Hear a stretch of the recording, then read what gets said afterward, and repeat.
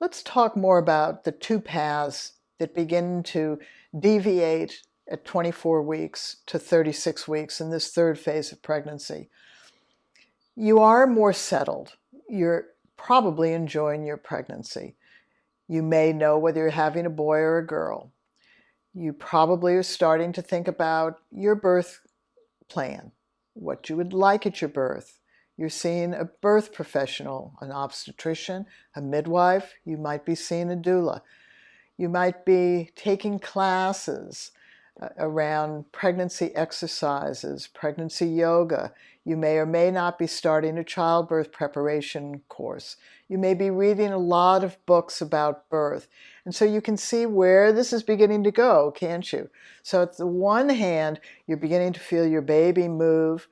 You're not quite able to feel the parts of your baby, but by 36 weeks, you should be able to clearly find the head and the bum. And what's the difference? The head is hard, the bum is soft, but they feel about the same size. You often can feel limbs. You can see feet kicking. You can tell where the baby's kicking most, or sometimes women feel scratching. You can often feel the expanse of the back, which feels like your upper arm. And that continues to grow towards 36 weeks. Your baby puts on a lot of weight at this point. It's fully developed, although a baby born at 24 weeks, even though medical care is very, very good. And when I gave birth in 1970, a baby born at 24 weeks had very, very little chance of surviving. But now your baby does have some chance to survive. But you don't want to give birth at 24 weeks or 27 weeks or 29 weeks. I gave birth at 32 weeks. We didn't want that, but we did. And my son's fine. He's grown up and has 2 kids.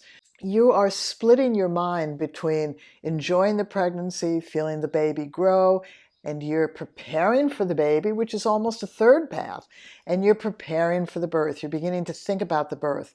Now, this is where we need you to understand that we are all one humanity. Either you're pregnant or you're not. You get that. If you're not pregnant, you're not in the group.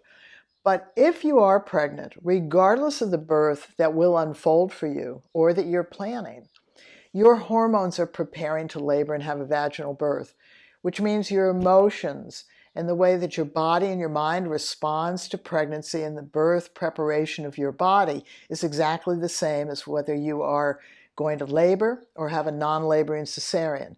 So this is the time where we can thoroughly enjoy preparing our body, our container that holds this baby, to give birth. We can enjoy it. It brings us closer to our baby. It brings us closer to our partner. It brings our partner closer to our baby and closer to us. It begins to bond our family, to know that both parents or others have the skills to help you in the journey you're going to take as your baby takes the journey to be born.